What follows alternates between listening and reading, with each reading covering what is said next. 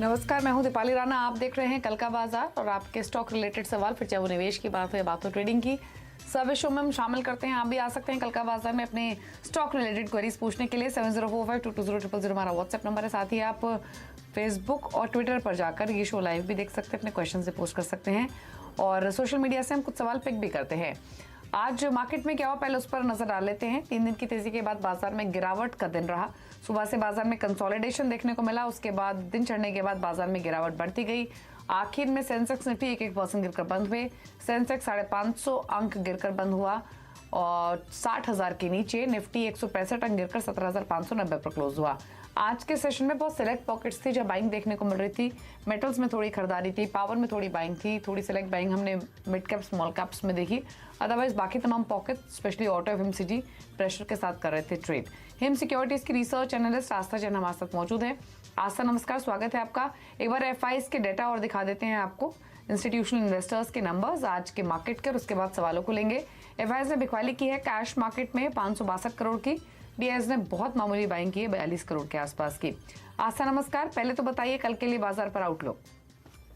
Good evening Deepali. देखिए, जिस तरह से आज हमने यहाँ पे डाउन साइड क्लोज किया है, मुझे लगता है वापस से निफ्टी ने अपने 10 एक्सपोनेंशियल मूविंग एवरेज के नीचे जो क्लोज किया है, तो अब थोड़ा वीकनेस और गहरा सकती है। इनफैक्ट जो डेरिवेटिव्स डेटा आया है वो भी यही यहाँ पे सुझा रहा है कि मेरे हिसाब से 17,700 पे काफी बड़ी जिसे कॉल राइटिंग बोलते हैं वो हुई है, यानी कि बहुत इंपॉर्टेंट रेसिस्टेंस हो गया है। सो मेरे हिसाब से कल के ट्रेडिंग सेशन में और डाउ जोन्स और नेस्डेक फ्यूचर्स भी थोड़े से वीक ही हैं या फिर फ्लैटर नोट पे ही ट्रेड कर रहे हैं। मेरे को ऐसा लगता है कि कल की ट्रेडिंग सेशन में थोड़ी सी वीकनेस हमें और देखने को मिलेगी, जो सेंसेक्स को नीचे में ड्राइव कर सकती है। 17,500 का पहला स्तर रहेगा और उसके बाद 17,450 के भी लेवल्स हमें देखने को मिल सकते हैं आने वाले दिनों में। तेजी के लिए 17,780, 17,800 के ऊपर ही अब तेजी आएगी। तो सलाह यही है कि 17,800 के ऊपर तेजी करनी है, नहीं तो मार्केट्स वीक रह सकते हैं। नीचे में अभी खरीदने के मौके नहीं है, क्योंकि डाउन साइड मिले 17,450 500 के आसपास, तो वहां पे खरीदारी का व्यू रखें। अभी रुक जाए खरीदारी करने के लिए निफ्टी में। ओके, चलिए, तो ये सजेशन है आपके लिए निफ्टी पर। आप चलिए बिना देरी के सवालों को ले लेते हैं। प्रदीप कुमार बर्दन जमशेदपुर से हमारे साथ फोन लाइन पर हैं। Pradeep ji, good evening. बताइए क्या सवाल है आपका। गुड इवनिंग मैम, मैं जमशेदपुर से प्रदीप बर्धन बोल रहा हूँ। मेरा पास बंधन बैंक का 500 शेयर्स है एट द रेट ऑफ 242। अभी पिछले 5 दिन से हम देख रहे हैं कि रेगुलर गिर रहा है, काफी गिर चुका है। तो इसको आगे हम क्या करें? 1 साल का लिए मैं रोक भी सकता हूँ इसको। ओके, 1 साल रुक सकते हैं। बंधन बैंक 242 की खरीदारी है, 226 पर कर रहा है ट्रेड, 14 रुपए फिलहाल नीचे इनके खरीदारी के प्राइस से। क्या सजेशन आस्था इनके लिए बंधन बैंक पर? रुक सकते हैं साल भर? रुक सकते हैं, लेकिन अभी चार्ट्स यहाँ पे वीक दिखा रहे हैं। सारे मूविंग एवरेजेस के नीचे चल रहा है और मेरे हिसाब से थोड़ी वीकनेस और हमें देखने को मिलेगी। अगर रुकना भी चाहे तो 218 का स्टॉप लॉस लगा के रुके। मेरे हिसाब से 218 के नीचे अगर इसने क्लोज किया तो और ज्यादा हमें यहाँ पे मंदी देखने को मिलेगी। और मान के चले बंधन बैंक थोड़ा सा वीक ही लग रहा है चार्ट्स पे। टाइम लगेगा अभी कॉस्ट प्राइस को आने में। 218 के स्टॉप लॉस के साथ बने रहे, लेकिन किसी भी वजह से ट्रिगर होता है तो मैं एग्जिट करने की सलाह दूंगी। ऊपर में अगर इससे तेजी लानी होगी तो वो आएगी 232 के ऊपर, उससे पहले तेजी नहीं आएगी। अगर लगे 232 के ऊपर जा रहा है तो ही ध्यान रखें कि थोड़ी बहुत तेजी आएगी, नहीं तो नहीं आएगी। सलाह यही है कि स्टॉप लॉस 218 के स्ट्रिक्ट रख के अभी तो होल्ड करे, लेकिन ट्रिगर हो तो एग्जिट करने की सलाह है, क्योंकि चार्ट्स वीक बने हुए हैं। ओके, संदीप शर्मा है अमृतसर से। Sandeep ji, good evening. बताइए सवाल। हाँ जी, गुड इवनिंग जी मैम। ऐसे मेरे पास 159 के रेट पर 100 शेयर्स हैं, ये अडानी पावर के। और मैं अभी ये चाहता हूँ भी, अगर ये मैं 1 साल तक होल्ड भी कर सकता हूँ, और अगर इसका रेट डाउन आता हो मैं बाइंग करूँ या अभी बेच के निकल जाऊँ, क्योंकि अभी रेट थोड़ा इसका 196 पर आज शायद क्लोज हुआ है। ओके, आस्था प्रॉफिट्स लेने अदानी पार में या होल्ड करना है? 159 की बाइंग है, 195 पर क्लोजिंग आज। देखिए, पार्शियली प्रॉफिट बुक करके चले। वॉलेटाइल काउंटर रहता है, इसलिए लंबा वेट करना नहीं चाहिए। अपनी कैपिटल यहाँ पे सेव करें तो कुछ प्रॉफिट तो जरूर बुक करें, और रिमेनिंग जो भी पोजीशन को ये होल्ड करेंगे उसमें भी जो स्टॉप लॉस यहाँ पे मेरे को दिख रहा है वो तकरीबन 175 का ही लगाएं। ट्रिगर भी हुआ तो ये प्रॉफिट में ही एग्जिट कर पाएंगे। तो मेरे हिसाब से रिस्क ना लें, पार्शियली प्रॉफिट बुक करें, पार्शियली होल्ड करें 175 के स्टॉप लॉस के साथ। टारगेट इसमें ऊपर में जो हमें देखने को मिलेगा मेरे हिसाब से, उसमें पहला लक्ष्य ये रख सकते हैं तकरीबन 220 का, 220 से 225 का। तो पार्शियली बुक करने की सलाह है, रिमेनिंग होल्ड करना है 175 के स्टॉप लॉस के साथ 220 के टारगेट्स के। ओके, 220 के टारगेट्स के लिए होल्ड कीजिए। राजेश पटेल अहमदाबाद से हैं। राजेश नमस्कार, बताइए क्या सवाल है आपका। मैडम मेरे पास हुडको के है 100 से। ओके, किस भाव पर खरीदे हैं आपने? 43 रुपये 50 पैसे में। ओके, 43.40 की बाइंग है, हुडको 49 पर कर रहा है ट्रेड, 6 रुपए का फायदा, क्या करे आस्था? होल्ड करने की सलाह रहेगी दीपाली। अच्छा लग रहा है चार्ट पे, 46 के स्टॉप लॉस के साथ ट्रिगर भी हुआ तो प्रॉफिटेबल एग्जिट बनेगी। एक बार 51 का स्तर इसने पार किया तो मेरे हिसाब से 54 से लेके 58 तक के भी स्तर दिखा सकता है। तो बने रहे स्टॉप लॉस के साथ, जो कि रहेगा 46 का। आगे जिसमें पहला रहेगा 51 का, उसके बाद 54 का। ओके, संतोष है आप कोलकाता से। संतोष नमस्कार, बताइए सवाल। मैडम मैंने खरीदा है विप्रो, 1000 शेयर एवरेज किया है मैंने 450 में, तो क्या करना चाहिए मैडम? आपने विप्रो की बात की है? हाँ, विप्रो एनबीसी दोनों शेयर खरीदे हैं। विप्रो भी खरीदा और एनबीसी भी खरीदा है। मैंने पहले विप्रो का बताइए। विप्रो मैंने खरीदा है 1000 शेयर मैंने एवरेज किया 450। 400 की बाइंग है विप्रो में, 390 पर ट्रेड हो रहा है। एनबीसीसी में 36 रुपए की बाइंग है, 2000 शेयर एनबीसीसी के, विप्रो के 1000 स्टॉक्स। क्या सजेशन आस्था? देखिए, विप्रो में अगर रिस्क ले सकते हैं तो ही होल्ड करिए, नहीं तो थोड़ा बहुत चाहे तो यहाँ पे बुकिंग करके निकल भी सकते हैं। और अगर होल्ड करेंगे, क्योंकि कुछ मैं होल्ड करने को बोल रही हूँ, कुछ एग्जिट करने को बोल रही हूँ, तो जो होल्ड करेंगे उसको स्ट्रिक्ट स्टॉप लॉस रख लें। 370 का ट्रिगर हो तो कंप्लीटली पोजीशन से एग्जिट करना है, क्योंकि फिर ये अपने नए लो की तरफ आएगा। तो अभी पार्शियली एग्जिट करिए और पार्शियली 370 के स्टॉप लॉस के साथ होल्ड करिए। अगर वो ट्रिगर होता है तो फुली एग्जिट करना है। किसी भी वजह से तेजी भी आई है काउंटर में, तो मुझे नहीं लगता ये 415 से ऊपर जा पाएगा, क्योंकि मल्टीपल रेसिस्टेंसेस उस जगह है। तो 410 413 की जोन में अगर तेजी बनती है तो प्रॉफिट बुक करने की वहां पे भी सलाह रहेगी। दूसरा सवाल इनका एनबीसीसी पे था। एनबीसीसी की अगर हम यहाँ पे बात करें तो चार्ट्स की पोजीशन यहाँ पे तेजी की बनना चालू हुई है, तो होल्ड करने की सलाह दूंगी मैं एनबीसीसी को, लेकिन स्टॉप लॉस स्ट्रिक्ट रखना है पोजीशन पे। वो तकरीबन यहाँ पे आ रहा है, क्योंकि इनकी खरीद एनबीसीसी की 36 की है। मेरे हिसाब से एक बार कॉस्ट टू कॉस्ट प्राइस का भी रख लेंगे स्टॉप लॉस तो कोई दिक्कत नहीं है, नहीं तो 35 के स्टॉप लॉस के साथ भी होल्ड किया जा सकता है। इनिशियल टारगेट इसमें 40 और उसके बाद 43 का रहेगा। ओके, अगला सवाल लेंगे अब उत्तम नाय, वडोदरा गुजरात से हमारे साथ है। उत्तम जी नमस्कार, बताइए क्या सवाल।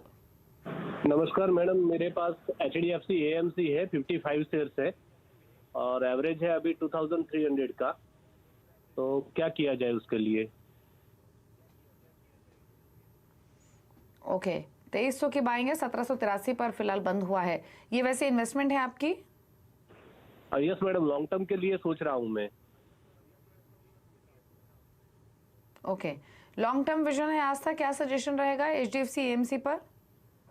लॉन्ग टर्म की भी अगर होल्डिंग है तो भी 1690 का ही स्टॉप लॉस लगाए, और अगर वो ट्रिगर होता है यहाँ से 100 रुपए नीचे का, ऑलमोस्ट मैं दे रही हूँ, तो फिर उसको लॉन्ग टर्म के लिए भी ना रखें, क्योंकि चार्ट्स में अभी इतना सॉलिड नहीं है, फिर वो 52 वीक लो पे चला जाएगा। पर अभी तो रखा जा सकता है, तो 1690 के स्टॉप लॉस के साथ अभी होल्ड करें, लेकिन कॉस्ट प्राइस को आने में काफी समय लगेगा, क्योंकि चार्ट्स वीक बने हुए हैं। एक बड़ा रेसिस्टेंस इसको है 1920 के स्तर पे, वो ब्रेक हुआ तो मेरे हिसाब से एक बार 2000 से लेके 2170 तक के लेवल दिखा सकता है। कॉस्ट प्राइस को आने में काफी समय लगेगा, होल्ड करना है, लेकिन जो स्टॉप लॉस दिया है उसके साथ होल्ड करें, जो कि रहेगा तकरीबन 1700 के 1690 से 1700 के स्तर पे। ओके, मोहित से बात करेंगे अब, लुधियाना से हमारे साथ। मोहित नमस्कार, बताइए सवाल। नमस्कार, मेरे पास कोल इंडिया है 500 स्टॉक्स एट द रेट 152 और HDFC life 150 stocks at the rate 645। मैं 3 साल के लिए रख सकता हूँ इनको।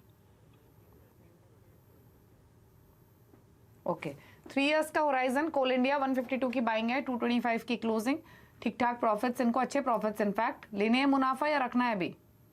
रखने की सलाह रहेगी क्योंकि तेजी में भी लग रहा है ये काउंटर, और लंबा इतना समय है तो बिल्कुल रख सकते हैं। 3 ईयर का होराइजन है मेरे हिसाब से। अगर 3 साल का मैं यहाँ पे टारगेट इतना बड़ा तो नहीं दे पाऊंगी, लेकिन मुझे लगता है कि कुछ महीनों का भी टारगेट रखे तो पहला 255 और उसके बाद 263 का रहेगा। बिल्कुल पोजीशंस को कंटिन्यू करें, लेकिन एक स्टॉप लॉस जरूर रख ले। स्टॉप लॉस तकरीबन यहाँ पे जो आ रहा है वो 208 के स्तर पे आ रहा है, तो कोल इंडिया को 208 के स्टॉप लॉस के साथ होल्ड करना है। लॉन्ग टर्म टारगेट इसमें 256 से 260 के रहेंगे। ओके, अशोक कुमार जैन चेन्नई से हमारे साथ मौजूद हैं। अशोक जी गुड इवनिंग, बताइए सवाल। Good evening madam. हेलो, बताइए कौन सा स्टॉक खरीदा है आपने और किस प्राइस पर? मेरे पास एनटीपीसी का 182 के रेट पर है। मैं उस पर आशा जी से राइट जानना चाहता हूँ। वैसे सीएनबीसी आवाज पर 1 मार्च 2023 के शो में राहुल शर्मा जी जो मार्केट एक्सपर्ट है, उन्होंने एनटीपीसी का 1 महीने का टारगेट 200 रुपये दिया था। तो मैं आशा जी से जानना चाहता हूँ कि वास्तव में एनटीपीसी का चार्ट स्ट्रक्चर ऐसा इंडिकेट करता है कि मार्च से आखिरी तक ये 200 रुपये जा सकता है क्या? अगर नहीं जा सकता है तो कितना जा सकता है? बताइए आस्था, शॉर्ट टर्म व्यू चाहिए, मार्च में क्या टारगेट्स देखती हैं? देखिए 200 रुपए के टारगेट्स यहाँ पे काफी ज्यादा पॉसिबल लग रहे हैं, प्रोवाइडेड कि ये 170 के ऊपर बना रहे। तो आप बिल्कुल सर निश्चिंत होके बैठिए। मेरे हिसाब से एनटीपीसी में दिक्कत नहीं है और ये 200 के लेवल्स दिखाना ही चाहिए, अनटिल अनलेस मार्केट ही कोई बहुत ज्यादा खराब हो जाए और टूटत आ जाए तो उसकी तो हम बात नहीं कर पाएंगे, लेकिन होल्ड कर सकते हैं स्टॉप लॉस के साथ, जो कि तकरीबन इनको रखना पड़ेगा 162 के लेवल पे। थोड़ा बड़ा स्टॉप लॉस है, लेकिन मुझे लगता है 200 के लेवल्स काफी पॉसिबल है। अगर सब कुछ सपोर्टिव रहा, मार्केट सपोर्टिव रहे, तो ये बिल्कुल देखने को मिलेगा और नया हाई बनेगा इसमें फिर। ठीक है, चलिए अब कुछ सवाल ट्विटर से भी पिक कर लेते हैं और एक सवाल ले लेते हैं। ये सवाल हमें अमित त्यागी भेज रहे हैं। सवाल है इनका, एज माई ट्रिप पर 55 रुपीज़ की बाइंग है, 2 to 5 ईयर्स का टाइम होराइजन है। जानना चाहते हैं कि टारगेट्स क्या हो सकते हैं और खरीदने के बारे में भी आपकी राय चाहिए लॉन्ग टर्म विजन के हिसाब से। देखिए अभी ना खरीदे लॉन्ग टर्म के हिसाब से, क्योंकि अभी चार्ट पे वीक बना हुआ है। नीचे में अगर ये आता है 44 के आसपास तो वहां पे खरीदे। 2 से 3 साल का इनका होराइजन है, मेरे हिसाब से अच्छी तेजी रह सकती है। इनिशियल टारगेट तो अभी मैं यहाँ पे 70 से 73 का दूंगी, लेकिन उसके बाद हम टारगेट्स को अपग्रेड भी कर सकते हैं। ये लॉन्ग टर्म टारगेट्स हैं जो कि 6 महीने से लेके साल भर के नजरिए से दिए गए हैं। ठीक है, चलिए रुक रहे हैं इसी के साथ एक ब्रेक के लिए, और लौटेंगे तो कुछ और सवालों को लेंगे सोशल मीडिया प्लेटफॉर्म से। जल्द वापस आते हैं।